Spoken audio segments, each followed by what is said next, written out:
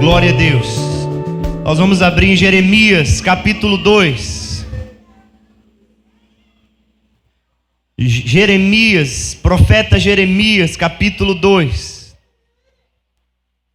Eu gostaria que você prestasse muita atenção nesse texto, meus irmãos. Jeremias, capítulo 2.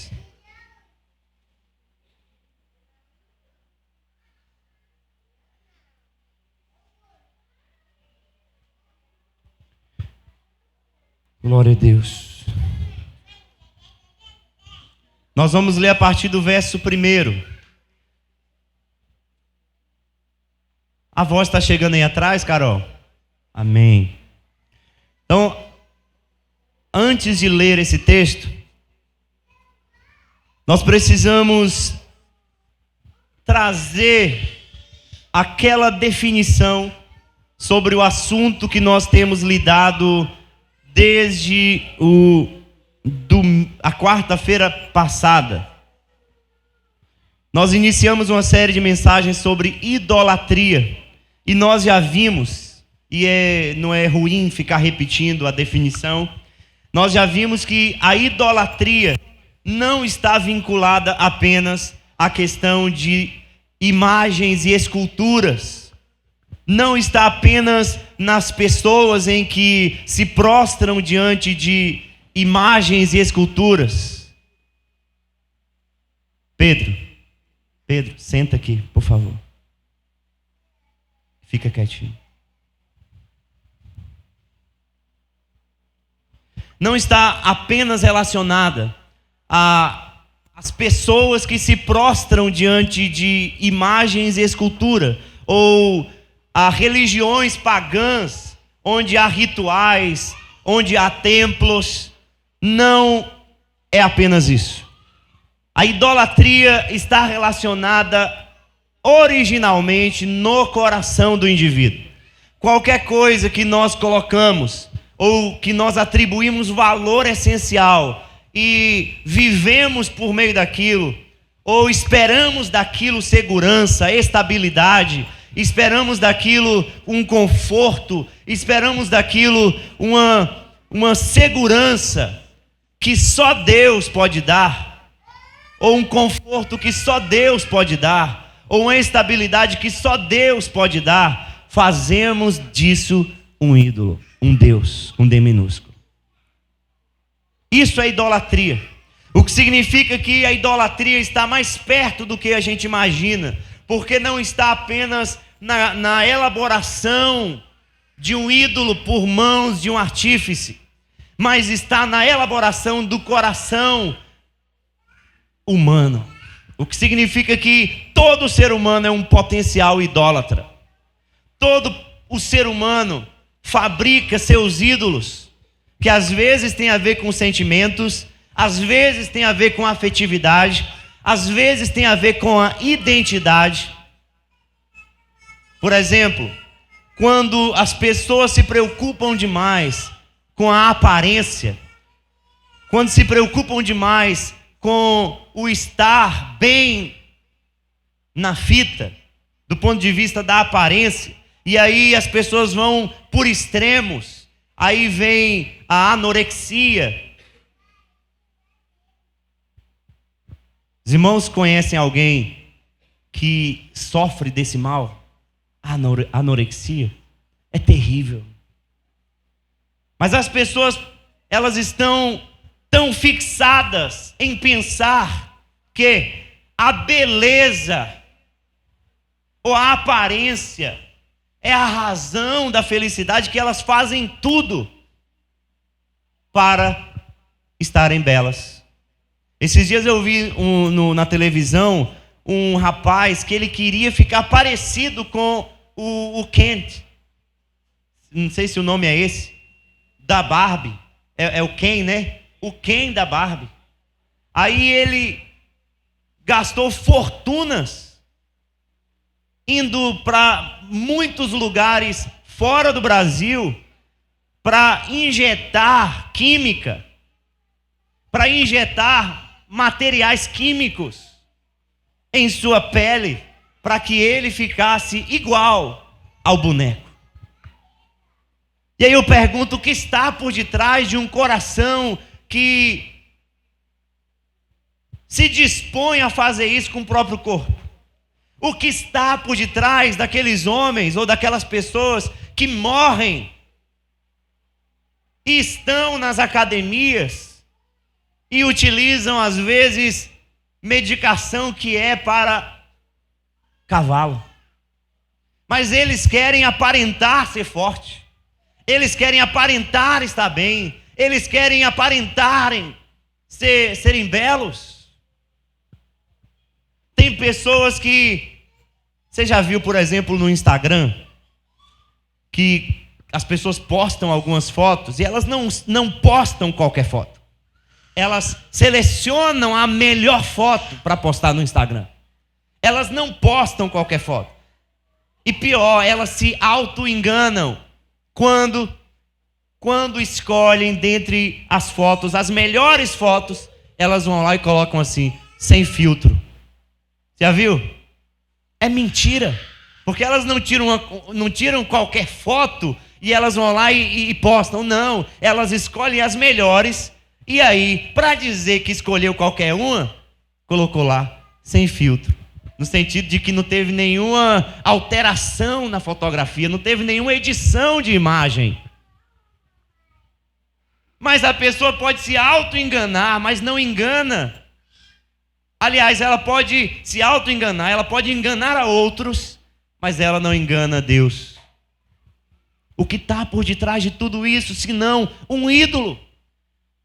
A ideia de que a beleza em si mesma, ela proporciona sentido para a vida, ela proporciona felicidade na vida. Vocês estão percebendo o quão capcioso ou quão capciosa é a idolatria?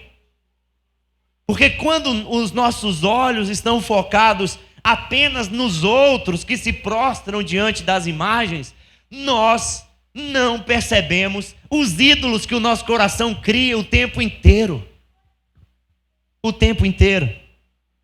É aquela pessoa que se destaca em algum contexto, no contexto do trabalho, por exemplo, e aí algumas pessoas começam a elogiá-la, e algumas pessoas começam a publicar um reconhecimento.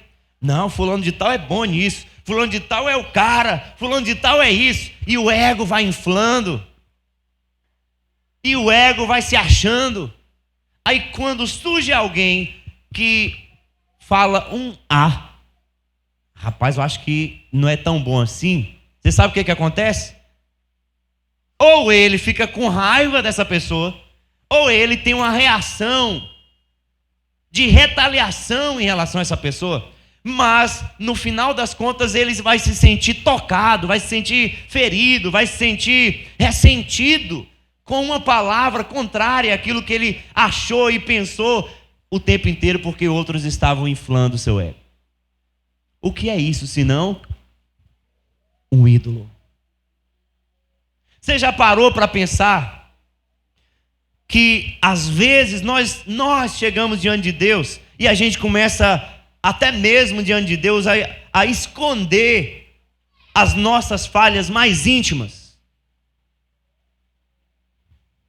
E quando nós expomos as nossas falhas mais íntimas diante de Deus, os nossos defeitos, às vezes a gente é tolerante com a gente mesmo. Aí o que a gente faz? Senhor, o Senhor conhece, porque é Deus, né? A gente está no particular com Deus, a gente fala, Senhor, eu tenho sido impaciente, eu tenho sido bruto, Senhor, eu tenho sido impulsivo demais, Senhor, eu tento me controlar, mas eu não consigo me controlar. Quando a gente fala isso da gente mesmo, é uma coisa, mas deixa João, Maria, que se relaciona conosco, chegar para nós e falar o seguinte: você está bruto demais, precisa se consertar. Você é muito impulsivo, ou você está muito impaciente. Você sabe o que a gente faz? Ou qual é a nossa reação natural? Autoproteção. A nossa reação natural é retrucar, a nossa reação natural é falar, mas quem é você para dizer isso de mim? Não é assim, meus irmãos? O que está por detrás disso? senão um ídolo confeccionado por nosso coração,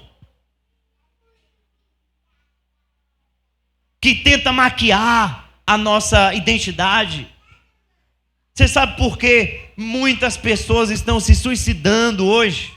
Porque elas estão firmadas, ou elas estão se firmando em coisas secundárias, e olham para essas coisas secundárias como se fossem as essenciais para a vida. Esses dias um adolescente de lá de Itamaraju entrou em contato comigo e disse assim: ô pastor, eu tenho pensado seriamente em tirar a minha vida. E aí eu fui conversando. O grande ponto dele no caso: por que você quer tirar a sua vida? Porque eu estive num relacionamento com uma pessoa por 2 anos e agora essa pessoa me deixou. Aí a minha pergunta para ele foi: em que você estava sustentado? Nessa pessoa? E eu disse para ele: saiba de uma coisa, essa pessoa foi o seu ídolo. E o que você precisa fazer é destruir o seu ídolo. Não é matar a pessoa, não. Calma. Não é ir lá e dar uma voadora no pescoço da capital. Não, não é isso. É destruir o ídolo formado no coração. É isso. Mas, meus irmãos, o que a gente precisa entender que essa realidade da fabricação de ídolos não é apenas algo real, mas é algo constante, algo que não dá tréguas. É algo que a gente destrói um e nasce outro, e a gente precisa destruir aquele outro. Porque senão os nossos relacionamentos vão ser afetados, a nossa vida com Deus vai ser afetada, tudo vai ser afetado, porque o ídolo consome, o ídolo exige sacrifícios, o ídolo de alguma maneira mina a nossa fé, a nossa espiritualidade, os nossos relacionamentos, até mesmo o nosso corpo. Até mesmo o nosso corpo. Tem muita gente ansiosa por aquilo que nem sabe o que vai acontecer amanhã.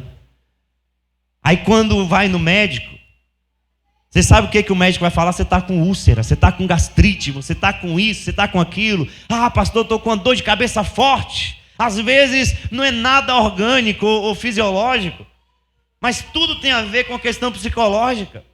Mas quando você vai pesar todas as coisas e vai fazer uma peneira do que aquela pessoa está se nutrindo em sua mente, vai descobrir que não é nada bom.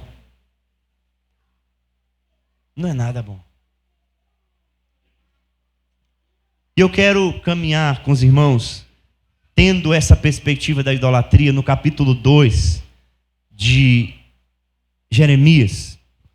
Enquanto eu leio, eu vou explicando algumas coisas, porque o texto é um pouquinho grande e a gente não tem tanto tempo, mas eu quero que você mantenha sua Bíblia aberta para a gente entender esse texto, porque esse texto é crucial para a gente entender o pensamento de Deus em relação aos seus filhos relacionado à idolatria. Preste atenção. A palavra do Senhor veio a mim dizendo: vá e proclame diante do povo de Jerusalém. Assim diz o Senhor. Lembre-se, são palavras do Senhor. É Deus falando para com seus filhos. É Deus se expressando em relação aos seus filhos. E de que maneira Deus se expressa? Lembro-me de você, meu povo, da sua afeição quando era jovem, do seu amor quando noiva, e de como você me seguia no deserto, numa terra que não é semeada. Israel era consagrado ao Senhor e era as primícias da sua colheita. Todos os que o devoraram se faziam culpados, o mal vinha sobre eles, diz o Senhor. Em outras palavras, olha só o que Deus está falando com seu povo. O que aconteceu com você? Que quando nós éramos noivos, ou quando nós estávamos no início do nosso relacionamento, e Deus tem visto a formação de Israel. Deus tem visto o momento em que Ele chama Abraão e em que Ele vai, através de Abraão, formando um povo. E Deus tem em vista todos os milagres realizados, toda a intervenção realizada, toda a manifestação não apenas de amor, mas de poder amoroso em relação àquele povo. Deus tem em vista o cuidado, Deus tem em vista um tipo de aliança marital, inclusive. É como se Ele estivesse dizendo, é como se o meu povo fosse como a minha esposa e eu fosse o marido dela. E lhe tratava bem, e cuidava dela, e protegia, e dava segurança, e dava todos os recursos necessários. E amava esse povo, essa mulher, figuradamente aqui, como um bom marido, como um excelente marido, livrava de todos os perseguidores. Olha só o que o texto diz: todos os que o devoraram se faziam culpados e o mal vinha sobre eles, diz o Senhor. Em outras palavras, Deus era aquele que protegia, Deus era aquele que vingava o seu povo. Era aquele que ia ao encontro dos inimigos para não permitir que os inimigos ferissem o seu povo. Esse era Deus. Mas o texto, a expressão de Deus aqui em relação àquele povo é: eu me lembro de você, meu povo, de sua afeição quando era jovem, do seu amor quando noiva e de como você me seguiu no deserto. Preste atenção nisso. O que Deus está falando é: eu me lembro de você quando você era apaixonada por mim. Eu me lembro de você quando você estava naquela fase de namoro comigo. E aí vem uma imagem, ou vem algumas imagens na nossa cabeça, principalmente para aqueles que são casados ou para aqueles que se apaixonaram. Você se lembra de quando você se apaixonou por sua esposa? De quando você se apaixonou pelo seu marido? Você se lembra que nada era pesado para você? Nada é pesado para a gente assim. Eu conheço um rapaz que ele morava em um bairro lá em Itamaraju, e ele saía daquele bairro a pé para ir, porque ele não tinha dinheiro para condução. Ele saía a pé e ia num outro bairro. Pensa aí, quem conhece lá em Itamaraju, ele saía do Cristo Redentor e ia para o Italage. Quem conhece disse misericórdia, porque conhece e é distante mesmo, aí ele ia. Todo dia batia o ponto na casa da mulher. Todo dia. Porque era apaixonado. Ardia, o coração ardia. Ele pensava nela o tempo inteiro. Sonhava com ela. Todos os planos que fazia incluía ela. Não é assim o momento do namoro, o momento de quando a gente se apaixona por alguém? Não é assim. Aí o que Deus está falando é: eu me lembro de você, mas você não é mais como antes. Eu me lembro de você, mas eu me lembro de você e tenho saudade de quando você era, quando noiva. E Deus está falando conosco, meus irmãos. O que Deus está falando é que tipo de relacionamento nós estamos tendo com Ele, que tipo de energia nós estamos investindo num relacionamento com Ele, que tipo de mentalidade nós estamos dando a ponto de priorizar Ele. Será que nós somos tão apaixonados por Deus que o que vem à nossa mente, o que vem ao nosso coração, o que arde de desejo em nossa alma é Deus? Ou é outra coisa? Porque se for outra coisa, significa que a paixão se foi, o amor se foi. Significa que os nossos pensamentos estão em muitas outras coisas e não prioritariamente em Deus e essencialmente em Deus. O que Deus está dizendo é: eu não apenas concordo com isso, Eu não apenas quero isso, eu quero uma volta ao primeiro amor. Eu quero aquele ardor no coração quando você pensa em mim. O versículo 4 diz, agora imagine Deus falando isso com a gente, né? Deus falando isso com o povo. Deus, como um marido, olha para o seu povo e diz: eu quero o seu amor, só eu que estou amando, só eu que estou me dando, só eu que estou me expressando, só eu que estou abençoando, só eu que estou indo ao teu encontro. Cadê a sua reação apaixonada? Escutem a palavra do Senhor, versículo 4. Ó casa de Jacó e todas as famílias da casa de Israel, assim diz o Senhor. Aí olha só a reclamação de Deus para com aquele povo: que injustiça os pais de vocês acharam em mim, para que se afastassem de mim, seguindo os ídolos sem valor e se tornando eles mesmos sem valor. Preste atenção nisso. Olha só o que Deus está dizendo. Aquilo que o seu coração busca é o seu ídolo. Aquilo que você pensa mais a respeito é o seu ídolo. Aquilo que move as suas energias, que move a sua disposição, é o seu ídolo. Você já viu pessoas que quando dizem assim, vamos ganhar dinheiro, ele levanta 5 horas da manhã, de segunda a segunda, e fica até 1 hora da manhã, de segunda a segunda, e não está nem aí. Mas quando se trata de Deus, e das coisas de Deus, e de realizar a obra de Deus, e de ser instrumento nas mãos de Deus, inclusive de aprender mais de Deus, hoje eu estou cansado, hoje não dá para mim, não, hoje eu tenho um compromisso, não, hoje a minha prioridade é outra coisa. Você já viu isso? Nós precisamos entender que se o nosso coração não arde pelas coisas de Deus, nós perdemos, nos afastamos de Deus, e nós precisamos detectar isso, detectar os ídolos que nos auto-enganam, para que a gente os destrua e a gente volte a um relacionamento saudável e profundo com Deus. Que injustiça os pais de vocês acharam em mim, para que se afastassem de mim, seguindo os ídolos sem valor e se tornando eles mesmos sem valor. Preste atenção nisso. Eles não apenas seguiram os ídolos, mas eles se tornaram como os ídolos. O que significa que quanto mais nos aproximamos de Deus, mais de Deus as pessoas vão ter. Quanto mais a gente se aproxima de Deus, mais de Deus as pessoas vão ver.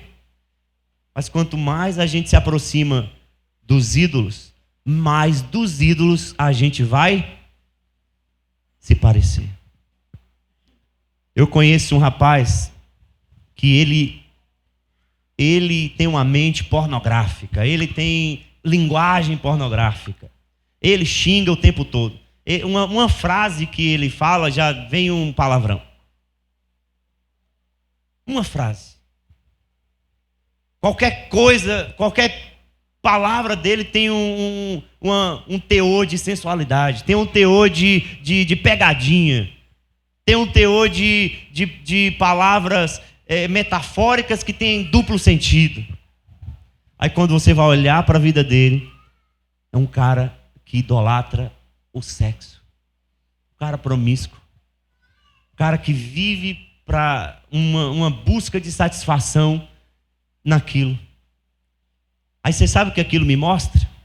Que ele está se tornando como o seu ídolo.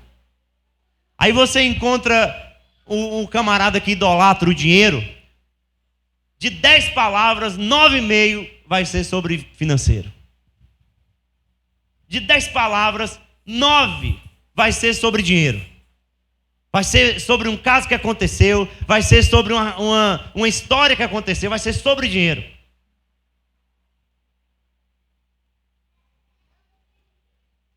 Porque quando nós nos aproximamos dos ídolos, nós nos tornamos semelhantes a ele. A imagem e semelhança dos ídolos. Eles não perguntaram, versículo 6, onde está o Senhor que nos tirou da terra do Egito e nos guiou pelo deserto por uma terra árida e cheia de covas, por uma terra de sequidão e sombras de morte, por uma terra em que ninguém passava e na qual morava ninguém? Eu os trouxe para uma terra fértil para que vocês comessem o seu fruto. E as coisas boas que ela tem. Espera aí. Mas depois de entrar, vocês contaminaram a minha terra e fizeram da minha herança uma abominação. O que Deus está falando? Isso aqui é a palavra de Deus para aquele povo e para a gente. O que Deus está falando? O que Deus está falando é: quando eu estava formando vocês, eu os abençoei. Eu lhe dei uma terra, e não qualquer terra. Eu lhe dei uma terra fértil. Eu lhe dei recursos. Eu lhe dei coisas. Eu lhe dei bens. Eu lhe dei uma nação. Eu lhe dei uma identidade nacional. Eu lhe dei uma comunidade. Eu lhe dei tudo isso. E não apenas isso, eu lhe dei meios para vocês sobreviverem. Eu lhe dei tudo para que vocês comessem do melhor, para que vocês comessem o fruto. O que Deus está falando é: eu lhes dei não apenas o meu amor do ponto de vista da expressão da fala, mas eu lhe abençoei fartamente. É isso que Deus está falando. Mas em contrapartida, o que Deus está dizendo e advertindo aquele povo é: vocês tornaram a bênção que eu dei um ídolo. Vocês tornaram a bênção que eu dei um ídolo. Ah, pastor, não estou podendo mais ir para a igreja. Não, pastor. Eu já ouvi muito isso. Por quê? É porque agora que eu comprei um carro, aí eu tenho que viajar para não sei aonde. Isso acontecia muito em Itamaraju. Aqui eu acho que não acontece não, porque o pessoal saía de lá para vir para o litoral. Como o povo já está no litoral, então não acontece por aqui. Mas lá acontecia demais. O pessoal chegava assim, às vezes não tinha emprego, ia para a madrugada para orar, ia para a escola bíblica pedir oração, não tinha emprego. Ah, pastor, é Deus, e cantava o hino, só Deus, a glória. Aí Deus abençoava, dava um emprego bom, um irmão ajudava, daqui a pouco o irmão comprava uma moto. Ah, pastor, não estou podendo mais ir para a igreja. Não conte comigo para a programação tal. Por quê, meu irmão? Ah, pastor, porque eu estou muito cansado, essa semana foi muito difícil no emprego. Ah, pastor, eu comprei uma moto, agora tem que levar a família todo domingo para fazer isso e para fazer aquilo. Você sabe o que está acontecendo, meu irmão? Transformando aquilo que é bênção em maldição. Em maldição. Em maldição. Aí Deus vai lá e dá um filho. Aí a pessoa começa a mimar o filho, começa a ter aquele pensamento do mundo que diz assim: tudo que eu não tenho, eu não tive na minha infância, eu vou dar para o meu filho. Aí ele começa a extrapolar e começa a dar tudo mesmo, e não dá disciplina, e não dá cuidado, e não dá educação. Você sabe o que está acontecendo? Aquele menino se tornou um ídolo. A bênção de Deus se transformou num ídolo. É por isso que o texto diz: eu dei para vocês uma terra fértil para que vocês comessem o seu fruto e as coisas boas que ela tem, mas depois de entrar, vocês contaminaram. E se nós não tomarmos cuidado, nosso coração é tão idólatra que até mesmo as coisas boas que Deus tem nos feito pode fazer ou pode ser contaminada com o nosso coração enganoso. Versículo 8. Os sacerdotes perguntaram: onde está o Senhor? E os que tratavam da lei não me conheceram. Os pastores se revoltaram contra mim. Os profetas profetizaram. por Baal e andaram atrás de coisas que não têm proveito algum. Meus irmãos, entendam uma coisa: o que é o ídolo? O ídolo é uma bolha de nada. Isso é o ídolo. O que é o ídolo? O ídolo é aquilo que Salomão diz lá em Eclesiastes: vaidade das vaidades. É uma bolha de nada, é uma ilusão. Um ídolo é aquilo que o nosso coração projeta, achando que vai ser sustentável, vai nos proporcionar a maior alegria do mundo, quando na verdade é uma ilusão. Quando na verdade é aquilo que nos puxa para a ruína, é aquilo que nos puxa para o envenenamento da gente mesmo. Isso é o ídolo. E o que Deus está falando é: vocês me deixaram aquele relacionamento comigo profundo, ardente, amoroso, apaixonado, de dependência, um relacionamento de entrega, um relacionamento de rendição, um relacionamento de confiança, e vocês procuraram outras coisas. Eu preciso dar uma voltinha no mundo para poder experimentar das coisas boas. Eu preciso curtir o carnaval. Eu preciso curtir o São João. Eu preciso fazer o que minha colega faz. Eu preciso fazer o que o professor faz. Eu preciso experimentar de uma sexualidade distorcida como os meus colegas estão fazendo. Aí Deus olha para tudo isso e diz: bolha de nada. E Deus tem um texto que diz aqui, ele vai falar usar uma linguagem aqui muito interessante. Vamos ler aqui no versículo 11. Houve alguma nação, presta atenção nisso, que trocasse os seus deuses, mesmo que não fossem deuses de verdade. Presta atenção nisso. Houve alguma nação que trocasse os seus deuses, mesmo que não fossem deuses de verdade? Mas o meu povo trocou a sua glória por aquilo que não tem proveito algum. Fiquem espantados com isto, ó céus. Fiquem horrorizados e cheios de espanto, diz o Senhor. Porque o meu povo cometeu 2 males. Olha só a figura de linguagem. Abandonaram a mim. Quem é ele? A fonte de água viva. E eles foram fazer o quê? Cavaram cisternas rachadas que não retêm as águas. Em outras palavras, eles deixaram aquilo que é real, aquilo que dá vida, aquilo que amadurece, aquilo que proporciona saúde. Eles deixaram aquilo que é sustentável, que traz de fato segurança, que traz de fato estabilidade, que traz de fato crescimento, e eles foram procurar coisas que não existem, coisas que não produzem nada. Eles foram procurar cisternas rachadas e vazias e deixaram a fonte de água viva. Meus irmãos, faça uma reflexão aí no coração. Que tipo de energia você tem colocado em outras coisas?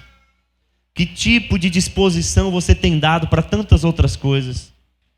Que tipo de pensamentos vem à sua cabeça o tempo inteiro? E é sobre o quê? Qual a ênfase? Qual o teor dos seus pensamentos? Sobre o que você pensa?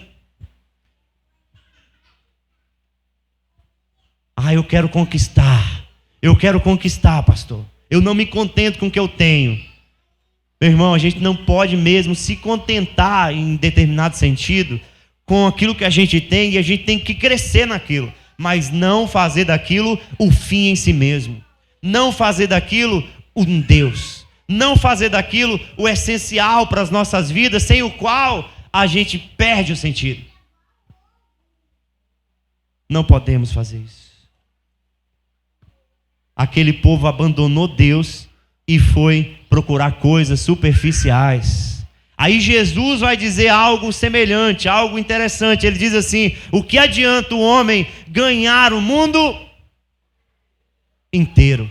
Você pode incluir qualquer coisa nessa frase: dinheiro, sexo, rock and roll. Tem o moto rock agora, né? Dinheiro, sexo, rock and roll, relacionamentos.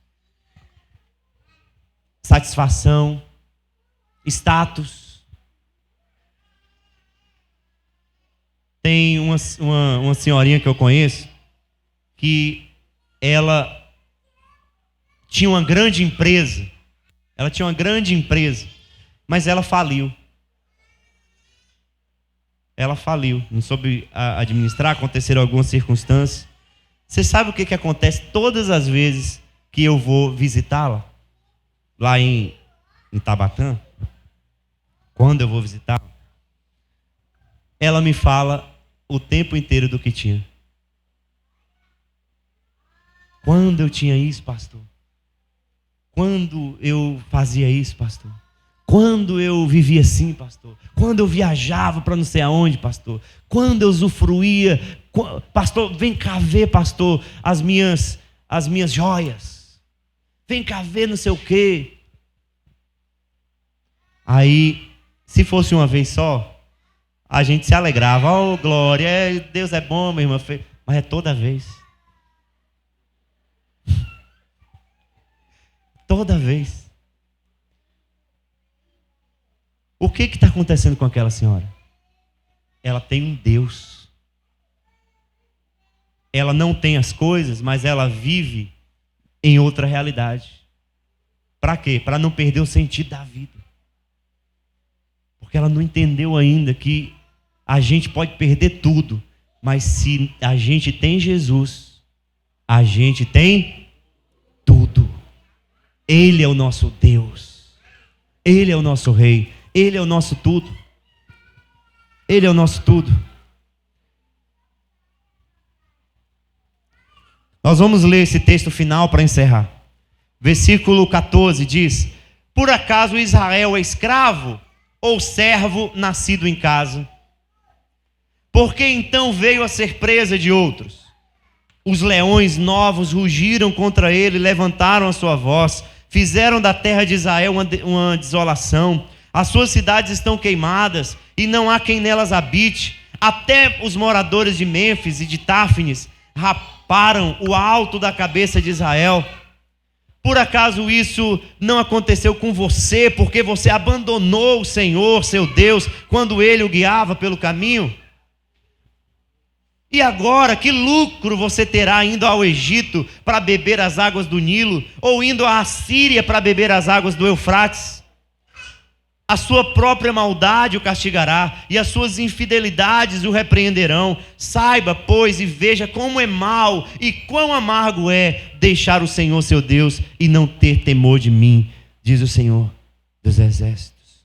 O que Deus está dizendo é que se nós nos inclinarmos a deixá-lo, se nós nos inclinarmos a rejeitar a segurança que Ele dá, o poder que Ele tem, a rejeitar a estabilidade que Ele proporciona, a rejeitar aquilo que Ele tem para nós como um marido em relação à mulher, ou um pai em relação ao filho, quando nós colocamos os nossos olhos em outras coisas e fazemos dessas coisas um Deus, e a buscamos com todo o coração, com toda a energia, com todo o entendimento, o que Deus está dizendo é que nós estamos de passos largos para distante dele. E quando nós fazemos isso, acontecerá como consequência desgraças. É isso que Deus está falando.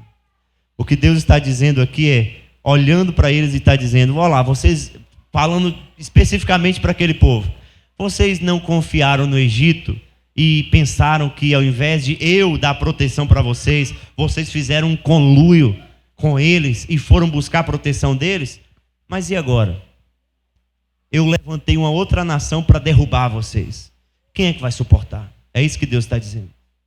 Deus está dizendo é que se vocês vão buscar segurança e proteção em outro, é como se vocês estivessem dizendo: eu não confio no meu Deus. Eu não confio no caráter de Deus, na proteção de Deus. Eu não confio em Deus. Aí você sabe o que Deus está dizendo? É por isso... por acaso não aconteceu com você, ou seja, essa desgraça toda em se afastar dele, porque você abandonou o Senhor, seu Deus, quando ele guiava pelo caminho. Versículo 19: a sua própria maldade o castigará, e as suas infidelidades o repreenderão. O que Deus está dizendo é: quando vocês se afastam de mim e procuram outros deuses aí no seu coração, isso por si só te envenena e te mata. Isso por si só te desequilibra. Isso por si só te faz cair. Então não culpe Deus e não se auto-engane estando com ídolos e pedindo oração a Deus para que Ele realize. Porque Deus não o fará. Era essa a situação do povo. O povo estava com o coração nos ídolos e o povo estava indo para o templo. O povo estava fazendo seus rituais lá no templo. O povo fazia tudo isso. Aí Deus olha para aquele povo e diz: você está pensando que eu vou responder você? Você que está servindo outros deuses? E não é assim às vezes no contexto da igreja? Quando Deus nos orienta a fazer determinadas coisas e a gente não faz. Aí vem uma desgraça na nossa vida financeira. Vem uma desgraça. Desgraça é o contrário de graça. Então não estou xingando aqui não, viu, meu irmão? Desgraça é aquilo que não tem graça. Então, aí vem uma desgraça sobre a vida financeira, porque você não é fiel, você não é generoso, você não é despreendido. Aí vem uma desgraça em relação à sua vida relacional, porque você não ouviu a voz de Deus e aplicou os seus ensinamentos. Aí vem uma desgraça em relação às suas emoções, porque você ouve mais o que o mundo determina, ouve mais os pressupostos mundanos do que entende as Escrituras ou busca entender as Escrituras. Aí daqui a pouco você faz duas coisas: vai até Deus orar para pedir que Deus lhe abençoe. Você tem que destruir os seus ídolos primeiro. Você tem que destruir os seus ídolos, porque Deus Santo não faz conluio com pessoas que não têm o compromisso real com Ele. Amém?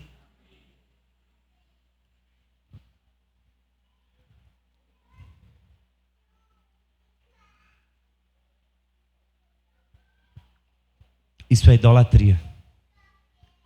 E eu quero que nesse momento você curve a sua cabeça, assentado mesmo. Curve a sua cabeça. E eu quero que você faça algumas perguntas para si mesmo. Quais são os elementos que eu tenho buscado com mais ênfase? O que é aquilo que tem